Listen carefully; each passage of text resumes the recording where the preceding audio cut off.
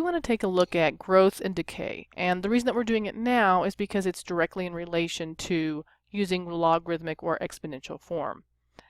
The standard formula is that a equals a naught, which is the little zero, e to the kt. And if k is greater than 0, it's going to be a growth, which makes sense. And if k is less than 0, it's going to be a decay. So we have this first problem, and it's talking about population. And what we want to do is we need to find out what letter corresponds to with all these numbers that they've given us. So the very first thing that I notice is that when I've looked at the formula, we know that a naught is where we started. So a naught is where we begin. So what was the population when we first started? Well, 807 million. Now the other one is also in millions, so we're going to drop the million part and just use the number. Now we need to look at time.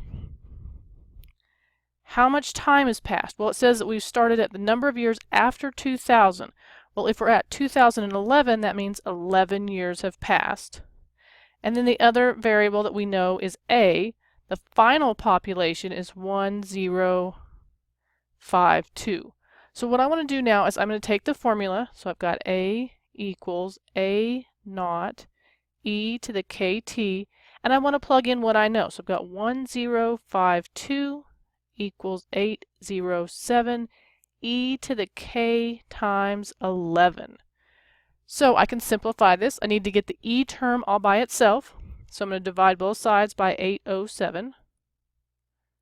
So that gives me 1052 divided by 807 equals k e to the 11k.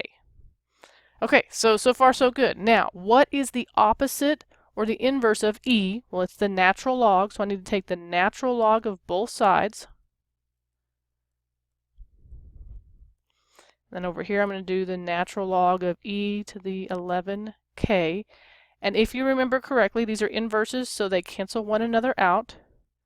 So now what I'm left with is the natural log of 1052 over 807 equals 11k. Well, now I need to get k all by itself, so I'm going to divide both sides by 11. Again, when we divide anything by itself, it cancels it out, which leaves me with ln of 1052 over 807 divided by 11 equals k. Now, you are going to have to use your calculator to solve this, so make sure that you have that handy and that you're actually crunching those numbers as I'm kind of rambling here along. And when I just did the calculation, I got 0.024 equals k. So if you actually wanted to put that back into your formula, remember it would be a equals, you put the initial, which is 807, e, we have that number 0.024t, and then you could use anything else to plug in there to find out other numbers.